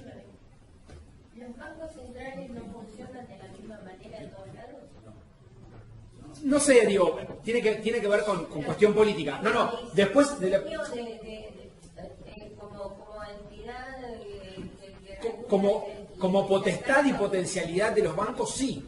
El tema es cuál es la decisión política de las autoridades, digamos, ¿no? O sea, por ejemplo, lo que decía Martín, parece una sutileza, pero no lo es. La Reserva Federal, frente a la crisis, creo que, no recuerdo las cifras, pero emitió cifras prácticamente indecibles, con una cantidad de ceros que llegan de acá hasta, no sé, hasta Avellaneda. Digamos, la cantidad de plata que emitió. Ahora, ¿qué es lo que dice Martín? Ojo, porque eso no es gasto efectivo. No es demanda efectiva. Ahora les voy a explicar cuál es la diferencia. En cambio, el Banco Europeo, el Banco Central Europeo, que básicamente está dominado por Alemania, fundamentalmente por Alemania, tomó otra posición. Tomó una posición muchísimo más conservadora en términos económicos, y no estamos diciendo que Obama sea el Che Guevara, pero básicamente sí es cierto que la postura del Banco Central Europeo profundizó la crisis. Digamos, profundizó la crisis, que habría que ver en todo caso a quién le sirvió y a quién no. Pero, básicamente, la potestad de las autoridades monetarias, básicamente es regular, por ejemplo, la cantidad de dinero, digamos, ¿no? Y, como decía Martín, en una crisis, ¿qué diría Keynes? Tenés que hacer política monetaria expansiva, aumentar los mecanismos que financien a la economía. Todo lo que pueda mejorar, abaratar el financiamiento de la economía va a ser positivo. Pero acá ya una cuestión que es muy importante. ¿Por qué Keynes le daba tanta importancia a la transferencia de ingresos a los sectores vulnerables y por qué le daba tanta importancia al gasto directo fiscal del Estado? Cuando nosotros hablamos gasto fiscal, estamos hablando de que el Tesoro, el Estado, el Poder Ejecutivo, agarra guita y la gasta. Eso es demanda efectiva. Ahora, si yo agarro y digo, bueno, vamos a bajar mediante el Banco Central de la República Argentina va a generar una nueva línea de crédito para ayudar a las empresas que hoy están complicadas o para financiar inversiones, pero eso no es directo. Yo como capitalista, a mí me podés mejorar la tasa de financiación o me podés dar un crédito de manera directa, quizá me lo agarro, pero no lo voy a comprar. ¿Cómo voy a comprar una máquina si yo veo que me están cayendo las ventas? Eso es un poco lo que decía Cristina. La inversión está, lo decía Cristina porque lo dijo Keynes, porque lo dijo Kalecki, porque no sé qué, ¿no? Digo, más allá de que Cristina es una gran economista, digo, lo cierto es que básicamente por dónde pasa la cuestión, por acá. La demanda es la que le da señales, le garantiza a la oferta que va a vender lo que produzca. Entonces, Keynes, ¿qué va a decir? El Estado tiene que salir a gastar de manera directa, gasto efectivo, demanda efectiva. ¿Qué hay que hacer? Carreteras, puentes, obra pública, que además eso, digamos, siempre termina siendo positivo para la economía. Pero a lo que voy es, uno puede mejorar las condiciones para que aumente la inversión, y acá hay una diferencia con los marginalistas, con los neoclásicos o con los más liberales. ¿Qué es lo que dicen? No, el Estado de manera directa no. Que el Estado intervenga generando las condiciones para que la oferta fluya. Digamos, no quiere decir que eso está mal. Lo que sí quiere decir es que hay momentos determinados que por más de que vos mejores las condiciones, que yo agarre y diga, por ejemplo, eso pasó mucho en la convertibilidad, y sobre todo en la última etapa de la convertibilidad, el Estado generando financiamiento, salvatajes, toma de deuda y qué sé yo, y sin embargo los empresarios tomaban la guita y se la fugaban. ¿Por qué? ¿Quién iba a invertir en un sistema? Fíjense, expectativas. Todos los tipos sabían que en 2 años, un año, el sistema volaba por los aires, pero más allá de ese ejemplo, lo cierto es que si vos me das plata, yo te doy un crédito productivo financiado por el Banco Nación a una tasa recontra diferencial espectacular, la tomo y compro dólares, la tomo y no sé qué, o la tomo o no la tomo, porque básicamente yo lo que veo es que nadie me está comprando. O sea, yo tengo una empresa que tiene capacidad de producir 100 marcadores por hora y estoy produciendo 20. Y vos me estás ofreciendo una tasa de financiamiento para que yo compre una máquina para producir 150. No. ¿Qué es lo que necesita el tipo? El tipo necesita que haya demanda para que le vayan a comprar 20 marcadores, 25 al otro mes, 40 al otro mes, 60 al otro mes, y así, sí. Por ejemplo, en este momento, ¿no? ¿Qué teoría es la que dice el gobierno? No se paga. gente no paga los servicios, no hay inversión pública. Habría varias cosas. No, sí, no es una sola cosa, son varias cuestiones las que están operando. En primer lugar, vamos a los datos, no a lo que dicen, a lo que efectivamente está pasando. Hay una señal que ellos consideran que es un incentivo a la inversión. Y repito, vean que estamos pasando a que, vamos a suponer, digo qué pasó. ¿Qué está pasando? Hay una caída del salario real. Eso es objetivo. Caída del salario real, 10 puntos, 15 puntos. O sea, el empleo en la Argentina está siendo más barato. Entonces, esa sería una forma por la cual el capitalista estaría recomponiendo su tasa de ganancia, porque en vez de pagar un tanto porcentaje de lo producido y de lo vendido en mano de obra, va a pagar menos. Y además, este fenómeno de caída del salario implica, básicamente, un aumento de la ganancia, en términos casi directos. ¿Por qué? La caída de los salarios está determinado por un aumento de los precios. Los precios que son el ingreso de los capitalistas. O sea, ¿qué es lo que venía pasando hasta ahora? En mayor o menor medida, los salarios, y sobre todo los salarios registrados, acompañaban, hay veces que un poco por encima y a veces un poquito por abajo, al aumento de precios. En la primera etapa del kirchnerismo claramente superó al incremento de precios. En la última etapa estuvo más pareja la cosa. Pero básicamente el salario no perdía. Ahora perdió. ¿Cómo perdió? Aumentaron más los precios que el salario, aumentaron más los ingresos del capitalista que los egresos vía costo salarial. O sea que esa sería una forma de estimular la oferta. Recomponer la tasa de ganancia, digamos, ¿no? Vía un menor costo salarial. Eso por un lado. Después, por el otro lado, dejemos de lado lo tarifario, que es un poco, no digo que no sea importante, pero es un hecho más puntual. Después está el tema fiscal.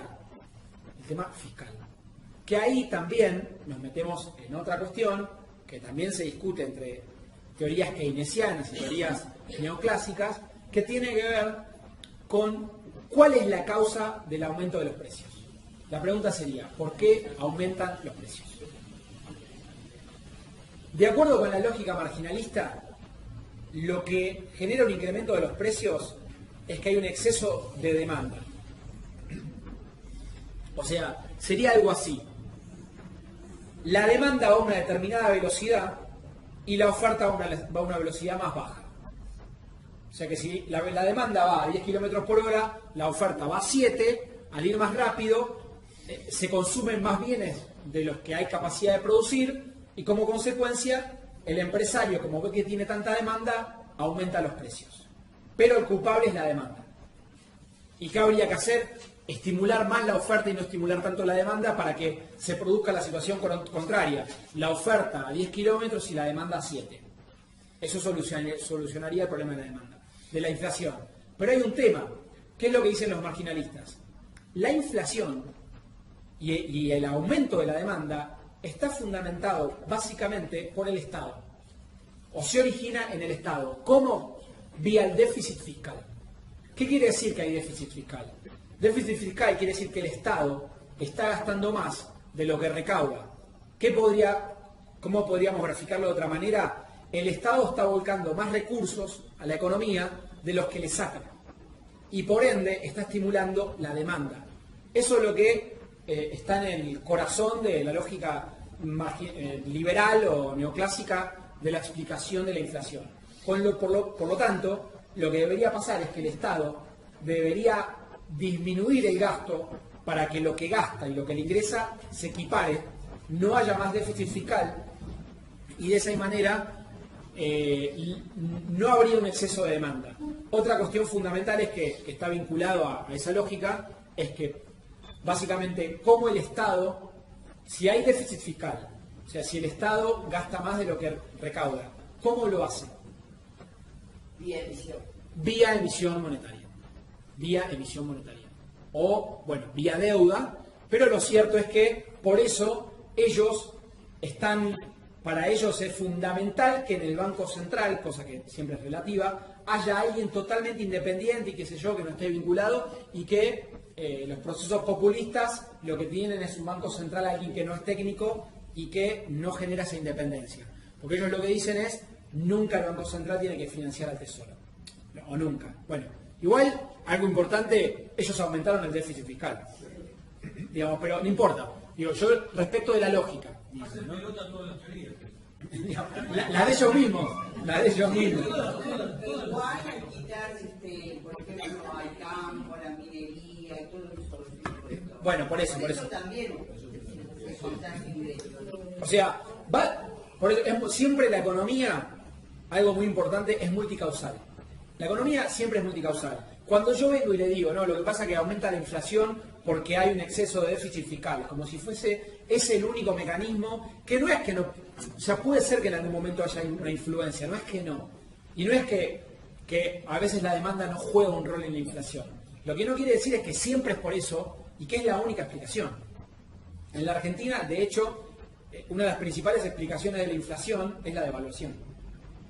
Digamos que, y si uno quiere entender por qué de una inflación en los últimos, casi en el último año del kirchnerismo, la inflación estaba en torno al 25%, ¿por qué ahora está en torno al 45-50%? ¿Por qué? Porque una devaluación del 60%. Una devaluación del 60%, además, acompañada por una quita de retenciones que genera un aumento mayor de los alimentos. Políticamente utilizado para achatar. Exactamente. Para achatar el piso salarial de los jubilados, pensionados. Sí, de los asalariados. De los asalariados. Sí. En realidad te quiero hacer tres preguntas. Dale. Eso por una. Si no escuché mal, hace un rato hablaste que aún un gobierno progresista puede emitir medidas sí. Anticíclicas. No, anticíclicas. No, podría darse, digo, en general no sucede, pero teóricamente podría darse, digo, en el marco de... Lo que pasa es que tratar de estudiar de economía. Exactamente, anticíclicas en el ciclo alto. O sea, podría darse de que el Estado considera de que la economía está yendo a una tasa demasiado alta y eso empieza a tener algunas complicaciones para la economía. Les doy algunos ejemplos. Les doy algunos ejemplos y que tiene que ver con lo que pasó. No, inclusive con lo que pasó en algunos años del kirchnerismo. Por ejemplo, ¿en qué sector el kirchnerismo empezó a tener problemas serios que terminó afectando al resto de la economía? El sector energético. El sector energético. Fíjense qué pasaba con la economía argentina. La economía argentina venía creciendo a tasas muy altas. O sea, a una determinada tasa. ¿Qué sé yo? Esto, a una determinada pendiente. Cuando la economía crecía a esta tasa, genera que un montón de... se requiere demanda y producción de un montón de bienes. Con la mayoría de ellos no había problema. Pero con algunos sí. O sea que, por ejemplo, no sé, digo, producción de automóviles iba así. Producción de celulares iba así. ¿Qué pasó con la producción de energía? La producción de energía dejó de acompañar el ciclo. ¿Por qué? Por un montón de circunstancias, porque hubo, por ejemplo, en el caso del YPF con Repsol, una sobreexplotación de los recursos, las compañías petroleras, la mayoría son extranjeras, te ponen ciertas condiciones para producir, ¿no? Por un montón de circunstancias. ¿Cómo el kirchnerismo compensó esta caída? O sea, vamos a suponer que esto era lo que necesitaba la Argentina en energía. ¿Cómo compensó todo esto? Importación de combustible. Pregunta, ¿lo que se importa cómo se paga? Con dólares. Esta caída de la producción hidrocarburífera, gasífera y petrolera, la Argentina es un país fundamental. La Argentina es recontra hidrocarburífera. 80 y pico, 90% de la matriz energética es hidrocarburos. Pero dentro de ese, vamos a decir así, esta es toda la energía que consumimos, el 10% es otra cosa. El 90% restante son hidrocarburos. Dentro de ese 90%, más del 50% es gas. O sea, nosotros somos un país hidrocarburífero, pero gasífero. Y la producción de gas en los últimos años no vino acompañando el ciclo de producción. De hecho, eso es lo que explica la expropiación de YPF, de alguna manera, ¿no? Y también, digamos, teniendo una visión crítica de lo que hicimos nosotros mismos, podríamos decirnos, che, digamos, porque claramente, porque termino el razonamiento, todo esto fue importación, ¿no? Y esta importación que generó una gran salida de divisas del Banco Central. No recuerdo el año, creo que fue, no sé si te vas a acordar, Martín, 2011, 2012, 2013, estábamos en torno de 6.000 millones de dólares al año de importación de energía. Muy importante. Por ejemplo, tengan en cuenta que creo que en el 2015 el BODEM que venció fue el vencimiento más grande de pago de la deuda de los últimos años fue de 6.000 millones de dólares, creo que fue el BODEM. El BODEM 2015. Bueno, por ahí anduvo. Pero quiero decir... 2013. Cuando nivelaron los déficits primarios, no es relevante. No. O sea, a ver, pongo otro ejemplo. ¿Por qué el gobierno empieza a administrar la compra de dólares? Por la falta de divisas. Esto potenció la falta de divisas. No teníamos dólares y no se podía. Ahora, ¿por qué di este ejemplo? La economía, esta es la pendiente de la economía nacional. Esta, la más gordita. Sí. El PBI venía creciendo así. Vamos a suponer.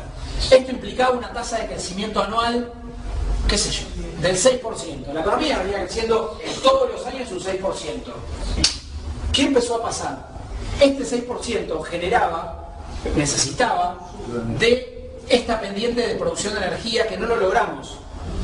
En parte, la desaceleración de la economía a partir del 2012-2013 estuvo vinculado a esto.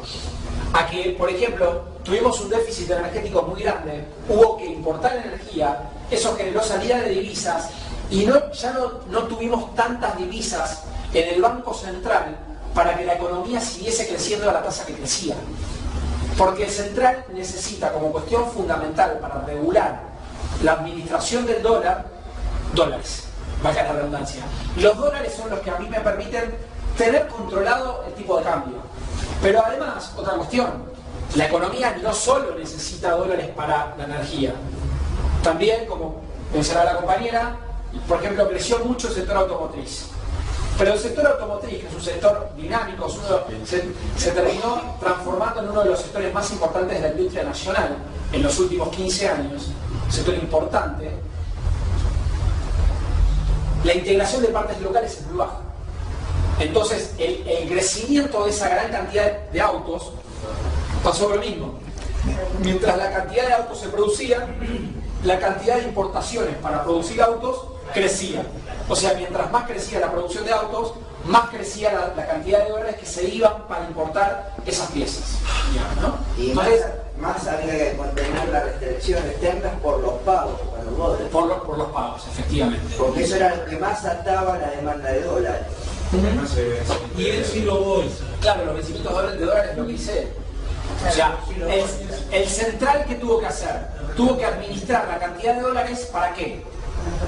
Para pagar la deuda, para administrar el tipo de cambio, para que no haya corridas, para que no haya grandes devaluaciones que sabemos que generan inflación, caída del salario real, quilombo político, qué sé yo, qué es lo que le está pasando al gobierno, de alguna manera. Y no te vendían el cereal también. Bueno, eso, sí. La pregunta que quedó ahí. Vos decime cómo venimos. Tenés 20 minutos. ¿Cómo? Esa escasez de energía. Sí. ¿Lo están haciendo? Sí, de las dos cosas, pero impactó más la de gas. Eso, no estábamos en condiciones de hacer una explotación del suelo, digamos. Todas las empresas son privadas e internacionales, la mayoría. O sea que se lo llevan. O no se los convocó, o si se los convocó. No, el Estado trató con políticas de incentivo, pagándoles mejor precio por incremento, que es una discusión muy vigente, digamos. O sea, el kirchnerismo aplicó un plan que se llamaba algo así: Gas Plus y Petróleo Plus, que básicamente lo que era es pagarle más caro el gas nuevo y el petróleo nuevo. No pagarle más caro todo el gas, es lo que hizo el gobierno. El gobierno hizo un aumento de todas las tarifas, el actual.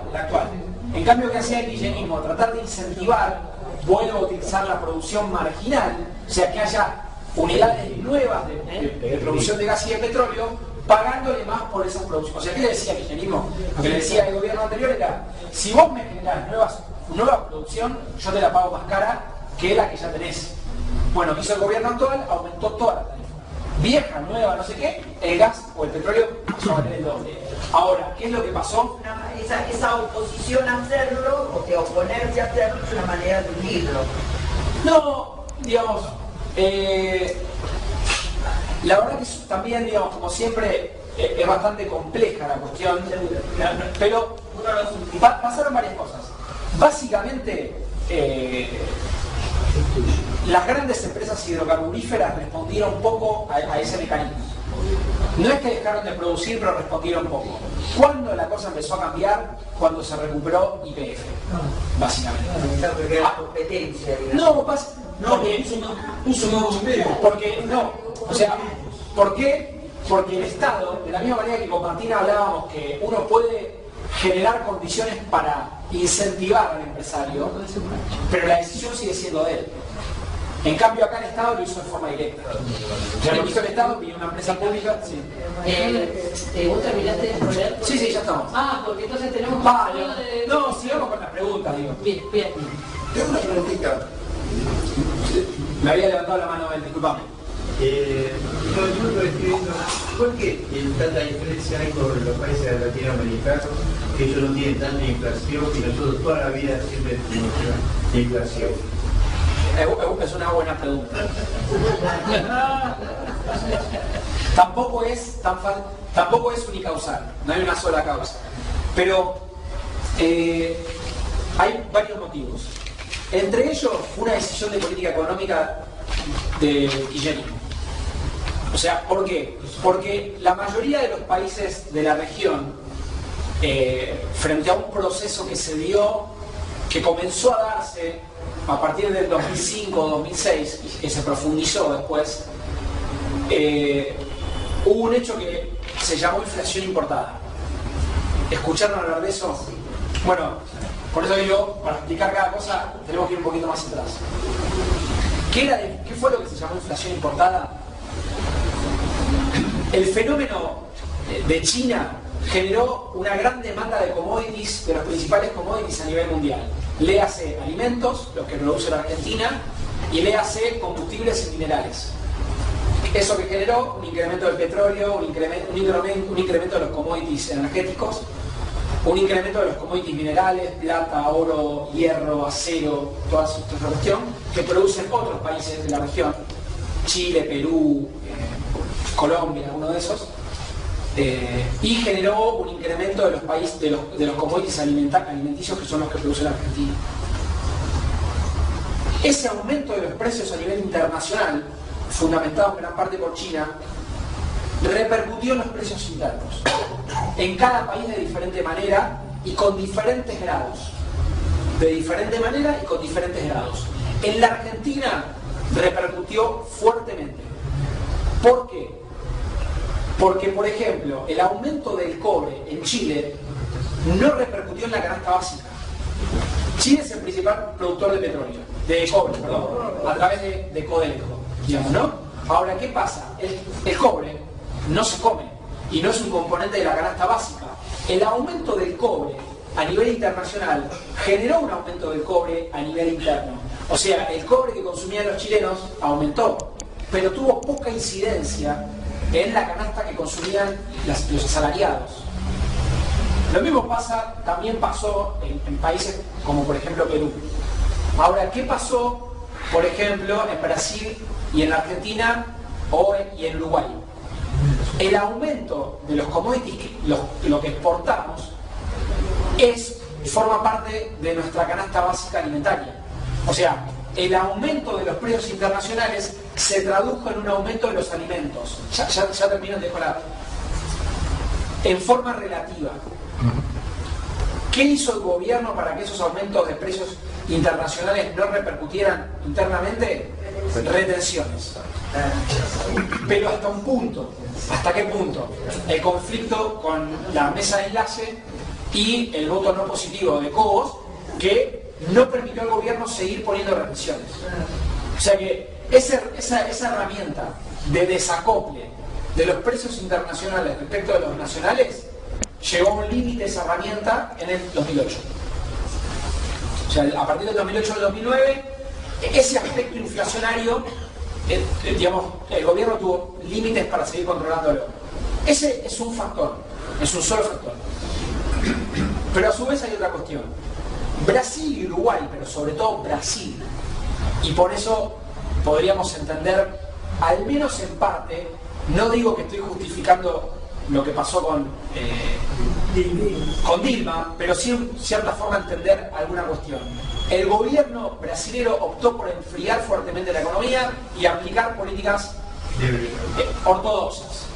El gobierno de Dilma aplicó lo que se denominan metas de inflación, que acá se trató de, tuvimos otros quilombos, pero tratamos de no aplicar eso. ¿Qué son las metas de inflación? Que esa inflación en parte importada, fue enfriada con aumento de la tasa de interés. O sea, las metas de inflación, ¿qué significan? Que vos tenés que subir la tasa de interés a un nivel más alto que la tasa de inflación. Y que mientras la inflación no baja, subís la tasa de interés. Y por diferentes mecanismos vas enfriando la economía y de alguna manera controlás la inflación, pero enfriando la economía y generando redistribuciones dentro de la economía. Los sectores productivos y sectores asalariados empiezan a perder en torno del sector financiero. Por ejemplo, se induce a un enfriamiento de la economía. Bueno, eso sucedió en Brasil fuertemente, creo que también en Uruguay, y en la Argentina no se hizo eso. ¿Por qué se optó? Se optó por una tasa de inflación más alta, por no enfriar la economía, y a su vez, otra cuestión fundamental, muy característica de la inflación en la Argentina, desde los 50 en adelante, la puja distributiva. La Argentina históricamente, más allá de las críticas que tengamos para con los compañeros sindicalistas, la Argentina ha sido históricamente un país con sindicatos bastante fuertes y que en mayor o en menor medida, de acuerdo a la coyuntura, terminan reclamando y obteniendo incrementos salariales. Entonces, ¿qué es lo que pasa? Por ejemplo, pensemos en la actualidad. Las devaluaciones terminan generando un aumento de los precios, eso termina generando una caída de los salarios reales, que vía sindicatos se termina recuperando. Con cierto retardo, pero se termina recuperando. Y una vez que se recupera, empieza la famosa puja de precio-salario. Esa famosa cuestión que Perón decía, salario por el ascensor, precio por el ascensor, salario por la escalera. Bueno, digamos, podemos ver un poco lo que pasa hoy. No soy un especialista, pero digo, está el tema salarial y el tema de qué rol están jugando los sindicatos. Digamos, ¿no? Negocian un poco más, un poco menos, pero eso a lo largo del tiempo no es tan manejable. Digamos, un año los compañeros pueden regular y con el tiempo, bueno, no sé, se verá. Lo cierto es que con el kirchnerismo la puja distributiva se dejó, digamos. No se iba a resignar salario respecto de los precios. Entonces, la economía argentina empezó a funcionar a un nivel de inflación determinado. 25%, donde aumentaban los precios, aumentaban los salarios.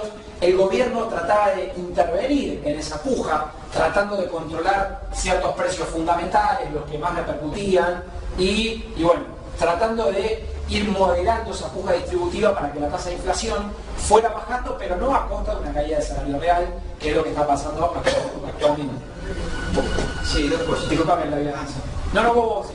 Dos cosas. A Dilma creo que no le ha dado resultados, ese cambio de paradigma en el coronavirus. Y claramente no. Así que bueno. O sea, no digo que, repito, no soy una especialista de lo que está pasando en Brasil, de lo que hizo Dilma. Lo que sí digo es que la economía brasilera venía mal desde hace 4 años por lo menos. O sea, venía con tasas más bajas, ya está con Lula, venía con tasas más bajas que en la Argentina. Pero con Dilma se potenció la utilización de herramientas de este estilo y la economía argentina empezó a ser un problema para el kirchnerismo, digamos, porque por ejemplo Brasil dejó de demandar un montón de producción local. O sea que, digo, es un factor, claramente fue un factor, pero sí vas a decir algo.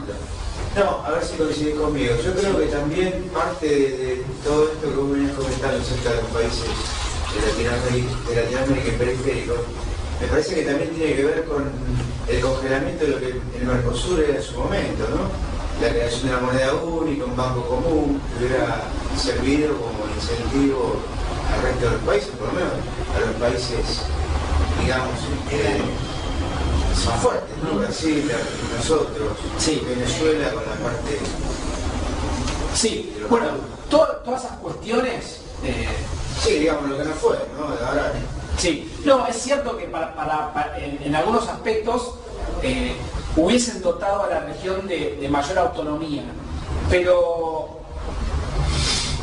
relativa, digamos, y habría que verlo en cada caso. Por ejemplo, digo, en el caso de la unificación de la moneda, eso es algo que, por ejemplo, en Europa no resultó, no está resultando. Entonces, lo que habría, igual hay muchas posturas, muchos economistas compañeros que abogan por alguna moneda única, pero sin dejar de lado las monedas nacionales. Digamos, hay alternativas, pero bueno, lo cierto es que fue una propuesta en la cual no se avanzó. Ahora, lo que sí es cierto, que tampoco se avanzó en eso, digo, más allá de la cuestión monetaria, de la unificación o una creación de la moneda, lo que sí es cierto es que, por ejemplo, en algún momento se planteó la creación de un banco regional vinculado al tema financiero, de ayudar financieramente a los países más pobres para dotarlos de los dólares necesarios para el desarrollo de la infraestructura, por un lado, y también para dotarlos de financiamiento de dólares frente a corridas financieras o a problemas de fuga de capitales, que era lo que hablábamos. Ahora, lo cierto es que no es tan sencillo, porque a ninguno de los países de la región le sobran las divisas, y además, me parece, y repito, digo, hay gente que ha estudiado mucho este tema, Brasil nunca estuvo muy de acuerdo con esto, siendo el país más importante de la región, con lo cual eso dificultó la concreción de ese tipo de proyectos. Creo que Argentina, Venezuela estaban más de acuerdo en desarrollar algo así, pero bueno, finalmente no se pudo concretar. La señora me había y después, sí. No, pero sí, las últimas, chicos. ¿Cómo influyen las asimetrías en el costo laboral para formar un mercado por ahí más mancomunado en América Latina? Porque nosotros tenemos una diferencia, por lo menos con los países latinoamericanos que conozco, tenemos unas asimetrías fenomenales en cuanto a los costos laborales. Sí, está bien, pero eso no necesariamente es implica la imposibilidad de seguir vinculándonos productivamente. O sea, la vinculación regional, un poco toda la cuestión que se dio en Europa, o sea, hoy hay como diferentes modelos. Europa es un modelo que ha demostrado un montón de límites, porque la integración regional, hoy la realidad parece que terminó perjudicando a los más débiles y o sea, profundizó las diferencias, digamos.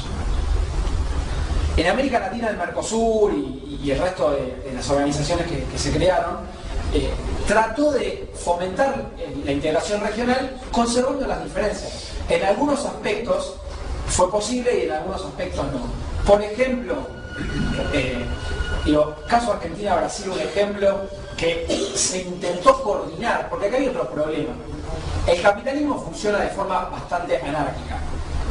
Pero veamos un ejemplo, el tema de la industria automotriz. Argentina y Brasil pretenden desarrollar su sector industrial automotriz.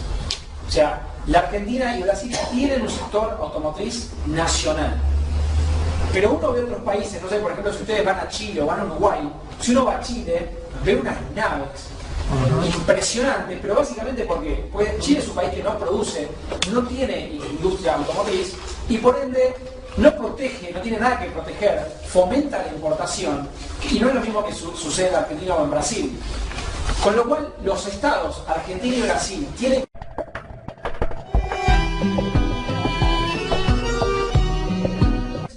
la Argentina quiere negociar que, por ejemplo, Volkswagen produzca tal modelo en la Argentina. Cuando la Argentina se sienta a hablar con Volkswagen, Volkswagen tiene una lógica mundial. Digamos, no piensa en la Argentina solo, o sea, Volkswagen no está pensando solo en la Argentina. Cuando piensa en la Argentina, piensa a nivel mundial. Si nosotros queremos producir, por ejemplo, no sé, alguna parte que no producimos, no sé, producimos cigüeñales, si queremos producir cajas de cambio, o queremos que Volkswagen produzca cajas de cambio, creo que justo produce cajas de cambio en Córdoba, pero digo, no sé, otra cosa, resortes, quizás tenemos que estar compitiendo con Malasia. Y cuando la Argentina quiere producir resortes para Volkswagen a nivel mundial, tiene que competir con Malasia, tiene que competir con la productividad de Malasia, tiene que competir con los salarios de los malayos, y tiene que competir quizás con un nivel tecnológico y de escala que en la Argentina no hay. Entonces es muy difícil.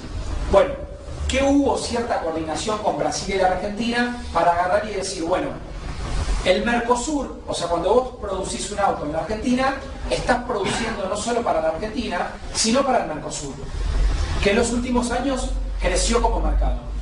Entonces hubo como una especie de coordinación. En Argentina se producen los coches medianos y en Brasil se producen los coches chicos. En la Argentina se producen las pick-up. En Brasil se producen los camiones.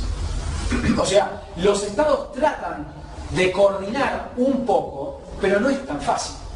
Digo, porque imagínense cuando Volkswagen produce alguna parte para un coche en la Argentina y en China. Digamos, ¿cuántas posibilidades tiene la Argentina de competir con la producción de, no sé, cigüeñales con China? Digamos, es imposible, es imposible. Entonces digo, bueno, es realmente complejo y de alguna manera la posibilidad que tienen los estados de coordinar la economía en un sistema capitalista recontra globalizado es muy difícil. Pero además, les digo algo, y repito, Martín podría dar algún ejemplo. No lo pueden hacer los estados desarrollados, o sea, o no lo pueden o no lo quieren, no lo tengo muy claro. Digo, la mayoría, una gran parte del sector industrial norteamericano se mudó a China. O sea que no es que la Argentina no puede coordinar no lo pueden coordinar los países desarrollados.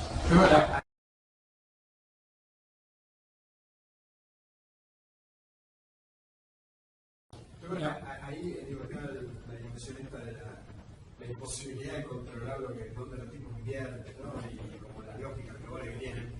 Pero también otra cosa que te recordaba cuando hablaba de Brasil, también, ¿no?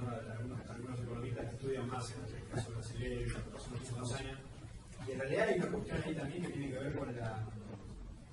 con la voluntad política en algún punto, especialmente de Brasil, digamos, como autor, como posible, digamos, líder del desarrollo regional, de constituirse, digamos, esa posibilidad. Porque, ¿qué pasa? Digamos, ¿qué es lo que uno ve haciendo algunas extrapolaciones con las grandes potencias?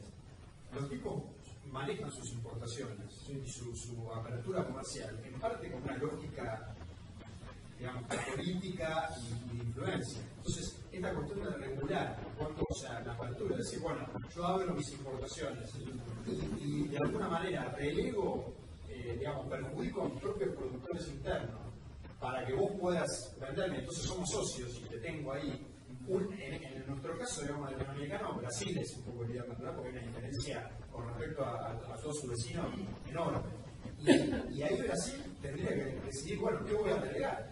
¿No? ¿Y quién tiene que ver el presidente brasileño? Y dice, ustedes, miren, muchachos, vamos a abrirle acá a Argentina porque, digamos, hay que fomentar la Unión Latinoamericana, o no sé qué, o inclusive una visión de un Brasil más poderoso, digamos, más, ¿no es cierto?, con mayor influencia. No está, es como que esa ecuación no cierta. Y también es un tema nuestro, o sea, nosotros tendríamos que poder hacer eso con respecto a otros países de la región. Sí, ahora, ¿a qué sector voy a relegar? ¿A quién voy y le digo, mira, ¿sabes qué? Vamos a abrir esto y no sé? Sí, y además digo que eso implica, presupone también cierta planificación, cierta visión de cómo te vas a integrar, de cómo eso en última instancia te va a terminar beneficiando, perjudicando, ¿no? Entonces digo, son como muchas condiciones que tienen que darse y yo creo que se estaba yendo en esa dirección y la cosa quedó bueno, lo que señala Martín es la visión estratégica. de alguna manera, ¿no? La visión estratégica de integración y de alguna manera qué tipo de integración regional quiero. Miren, acá la compañera, ¿sí? Si querés, somos un equipo, tenemos que irnos 9:30, chicos.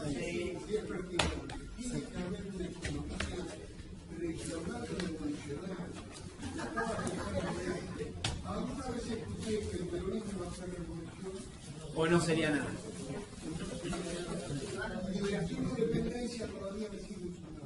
Lo que acaba de decir me parece que ustedes los jóvenes tienen la obligación de hacer una economía revolucionaria con los distintos jóvenes de América Latina que están participando en la economía, porque se habla mucho más de socialismo en Ecuador, de Bolivia, en Brasil, que es lo que hablamos nosotros aquí. Se habla mucho más, esa palabra no le tienen miedo. Y nosotros creemos que la única salida feliz para el mundo es ser un país socialista, no hacer un país híbrido tratando de acomodarse. No, la revolución se tiene que producir y la tiene que hacer ustedes que no pudimos hacer. Bueno, es una gran discusión dentro del peronismo eso, ¿no? Claramente. Ustedes son la misma toma. Tiene que haber una política económica revolucionaria. No, lo intermedio va a ser siempre así. Uno para arriba viene más, dictador otro, Massa, ahora viene Massa, se prepara Massa, y nosotros lo vamos a ver pasar así más. Escuchen, hagamos lo siguiente. Acá ya me decretaron el final. Hagan un comentario ustedes dos y cerramos. Sobre todo por los compañeros, ¿no? Volviendo al tema energético, ¿no? Y es un tema nítido, muy sensible.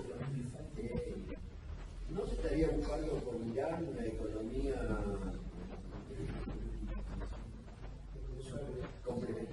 complementaria y bueno, con todo el quilombo que esto lleva? Pero no ahora. Antes. Sí, podría ser. Es lo que hablábamos recién de una visión estratégica. Sí, dale, decime así cerramos. Porque acá el compañero lo propone es una visión política, pero yo venía pensando el tema del conocimiento económico, la producción de conocimiento económico, que sería una herramienta para esos cambios necesarios y digamos porque tienen ganado el sentido común. Totalmente, sí. Entonces, en la universidad se viene dando esta discusión. No. No.